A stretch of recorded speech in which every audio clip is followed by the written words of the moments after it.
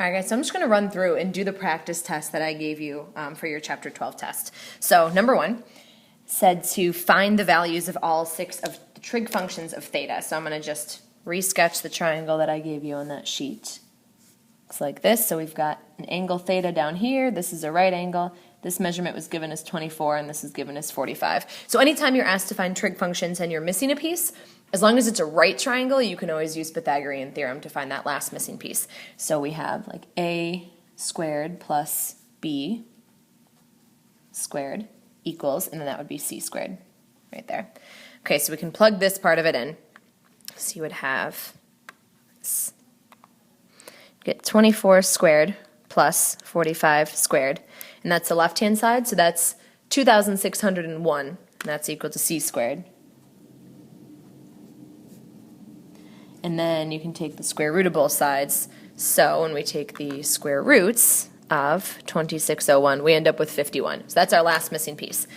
So 51 is c. So we can plug that in right here. So that's our missing piece. And so we've got those 6 trig functions that we need to find. So we can start with the basics. We've got sine, cosine, and theta. That's just from SOHCAHTOA. So let's get those 3 first. So sine, that's the SO of SOHCAHTOA. Let me write that right here. So sine is opposite over hypotenuse. So from this angle theta right here, the opposite side is 45, and the hypotenuse is 51. Okay, so that's the sine.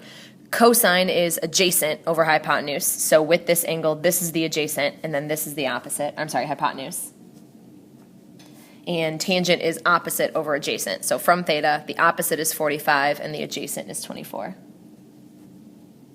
Okay, so we got the main 3 using SOHCAHTOA, and then you have the other 3 that are reciprocals of the main 3. So cosecant is the reciprocal of sine, so we just flip the numerator and denominator here. Secant is the reciprocal of cosine, so again, flip numerator and denominator. And cotangent is the reciprocal of tangent. So we have 24 over 45. So this is what we're looking for. When I say to find the 6 trig functions, those fractions, those ratios are the values that you're looking for. Number 2 will be really similar.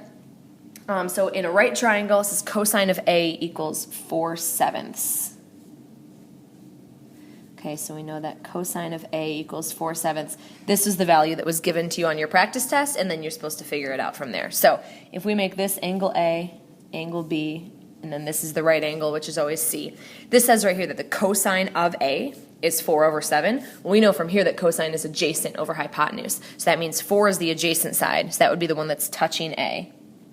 And then the hypotenuse would be 7. So that's this one. So just like up above, we've got to find the missing piece, and we do that using Pythagorean Theorem. Be careful, though, here. This is little b, so what we're missing is little a. So little a squared plus 4 squared equals 7 squared. Make sure when you're doing Pythagorean with right triangles that everything's set up in the right place in that equation. So we're going to subtract the 4 squared and see what we get. So I'm going to plug in 7 squared minus 4 squared. And that gives us 33. So we have a squared equals 33, and then to get a by itself, we take the square root. So this one does not come out evenly, so we're just going to leave it as the square root of 33. All right, so we've got 6 trig functions to find again. So we've got sine, I guess this would be a, I'm sorry, and then cosine of a, tangent of a. So the main 3, sine is opposite, which we just found was root 33. Over hypotenuse, so root 33 over 7. Cosine was given to us as 4/7, and then tangent is the opposite of A over the adjacent, so root 33 over 4. And then you have the other 3 that, like I said with the previous problem, are the reciprocals of the main 3. So cosecant is the reciprocal of sine, so we flip to 7 over root 33. But we can't leave square roots in the denominator, so what we do is we rationalize. So we multiply top and bottom by the square root of 33. So 7 gets multiplied by the square root of 33, and then root 33 gets multiplied by root 33, and we're just left with 33. So that's the rationalized version. Secant is the reciprocal of cosine, so just flip the 7 and 4.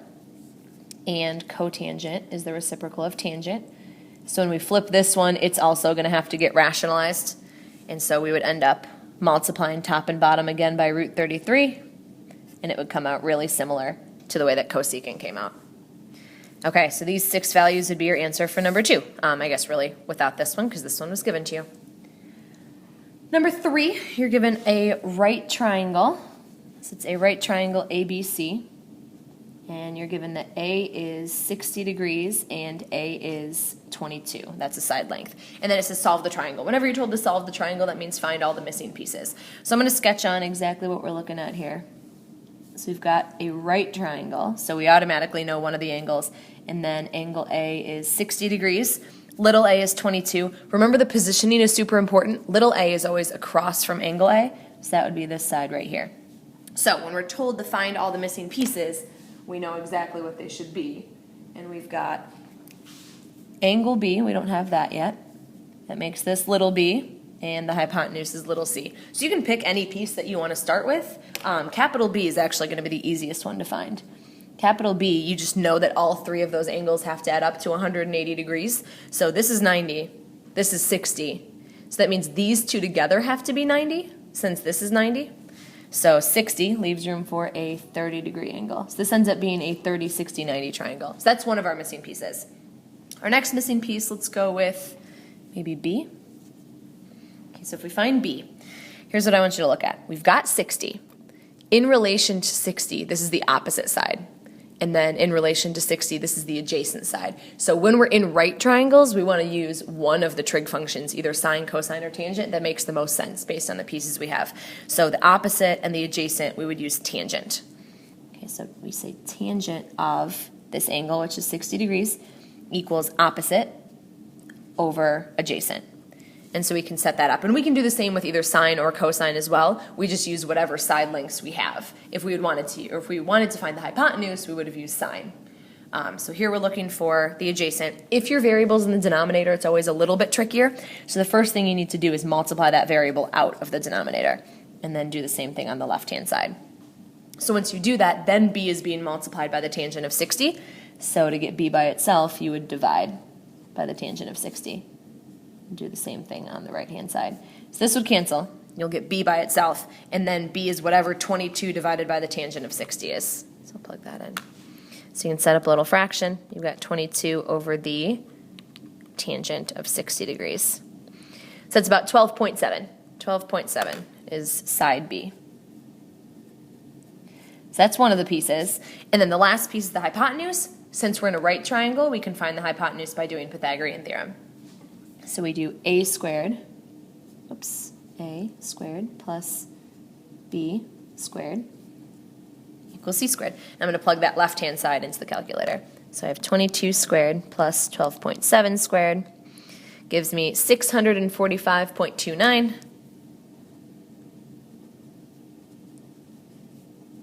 And then I can take the square root of that.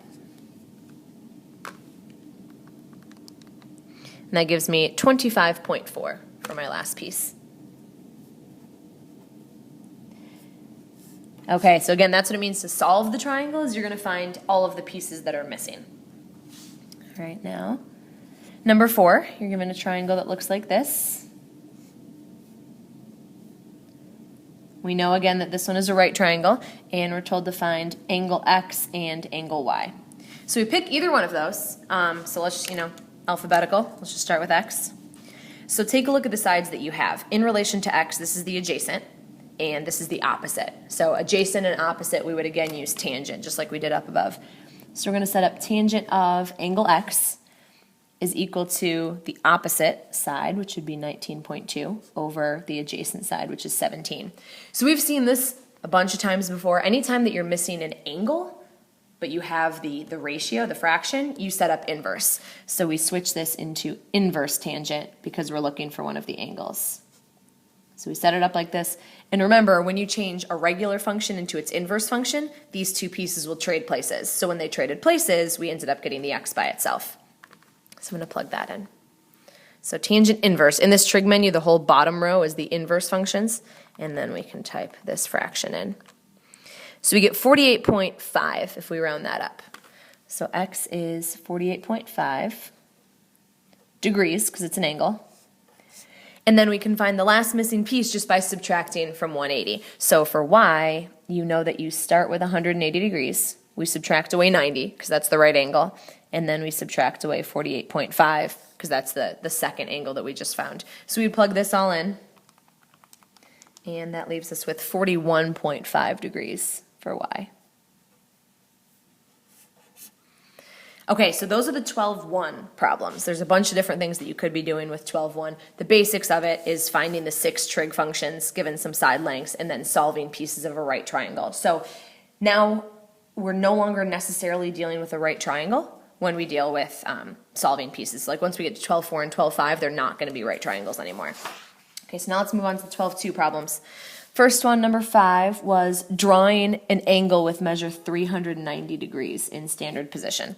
Okay, so let me set up what that would look like. So standard position means you start right here on this side and then you open counterclockwise. All right, so 390 is more than 360 degrees. So we definitely go around a full lap. We go around 360 degrees. And then if we want to find out how many degrees are left, you would just subtract the full lap that you just took. So after the full lap, you still have 30 degrees left. So we go just 30 degrees more, and that will land us about right here. So that is a 390 degree angle in standard position. All right, next one's number 6. Number 6 finds an angle with a positive measure and an angle with a negative measure that are coterminal with 175. Okay, so coterminal means they end up landing in the exact same spot on the circle. Like for instance, this is 390, but it's coterminal with 30 because they end up looking like the exact same angle when you sketch them out. So in order to find two angles that are coterminal, to get a positive measure, you take that angle and add 360 degrees. That's like you're going an extra lap the normal way around the unit circle. So let's see, 175 plus 360 gives us 535 degrees. That's one. And then the negative measure, you would subtract 360. So that's like going an extra lap backwards around the circle. And that leaves us with negative 185 degrees. So those ones should be pretty simple. The coterminal angles, you just add or subtract 360 to figure out what that coterminal angle would be. All right, 2 more problems from 12-2. The last thing that you guys could do was convert back and forth between radian measure and degree measure. So number 7 was given to you in radian measure. It was given as 9 pi over 4. So we have these 2 numbers that we call conversion factors, and it's how we convert between radians and degrees. So the way you get from radians into degrees is to multiply by 180 over pi. Okay, so to go from radians into degrees, you multiply by 180 over pi. And you simplify it down as much as you can. So what will happen here is the pi's will cancel. And then 180 divided by 4 is 45. Okay, so we are left with 9 times 45, and that is 405 degrees. Okay, so that means 9 pi over 4 in radians would be in the exact same spot as 405 degrees. Okay, and then with number 8, we're going to go back the other way. Number 8, we start with negative 40, and that's in degrees. So to get from radians into degrees, you multiply by 180 over pi. To go from degrees into radians, you multiply by pi over 180. Okay, so we're going to simplify this down as much as we can. So let's see, 40, you can think of that as like over 1 if the fractions freak you out. So 40 and 180 are both multiples of 20. So I can reduce that down. So divide this by 20, I'm left with negative 2. Divide this by 20, I'm left with 9. Okay, so multiply across negative 2 times pi, we just write negative 2 pi, and then 1 times 9 in the denominator. So that would be your radian measure that represents the exact same angle that the degrees did. Okay, so that's 12-2 stuff. Now we're moving on to 12-3. 12-3 was when we expanded into the entire coordinate plane. So we no longer were just looking at right triangles. We were doing SOHCAHTOA with measures that could be in the second or third or fourth quadrant. So once we extend into that area, you could be dealing with sines, cosines, and tangents that are either positive or negative. Okay, so number 9. Number 9 is the first 12-3 problem. It says to find the 6 trig functions if the terminal side of theta contains the point 12, negative 5.